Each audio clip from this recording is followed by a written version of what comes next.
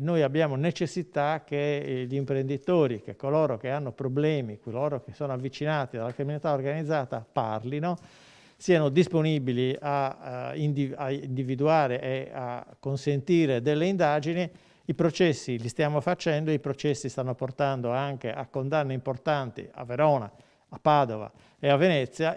L'appello del procuratore della Repubblica di Venezia Bruno Cherchi segue i 4 arresti, 3 in carcere e 1 ai domiciliari, con l'accusa di estorsione e usura in concorso con metodo mafioso, che chiamano ancora una volta in causa l'organizzazione 'ndranghetista Grande Aracri e il cosiddetto gruppo bolognino. Un'indagine che a Venezia aveva già portato a 116 anni complessivi di condanna per più di 30 indagati processati con rito abbreviato e a Padova a 77 anni di carcere per il gruppo di testa dell'organizzazione composto da 7 persone.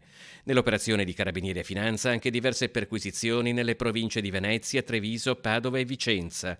Le vittime sono imprenditori cui sarebbero stati applicati tassi di interesse anche superiori al 200% all'anno. Purtroppo è la solita emergenza che noi troviamo sempre di più in questa indagine. Si tratta di soggetti imprenditoriali, di imprenditori in crisi che vengono contattati o contattano direttamente questi elementi della società criminale per ottenere dei finanziamenti. I finanziamenti vengono ottenuti, però poi si apre un sistema di usura che l'imprenditore non riesce più a seguire, con quello che ne segue. Nell'indagine spicca il caso di Villa Ducale, un immobile da 2 milioni di euro sull'isola di Mazzorbetto, nella laguna veneziana, ora sotto sequestro preventivo, che secondo la ricostruzione il proprietario sarebbe stato costretto a cedere agli indagati poiché non più in grado di soddisfare il pagamento dei crediti. Sono state delle intimidazioni molto gravi anche.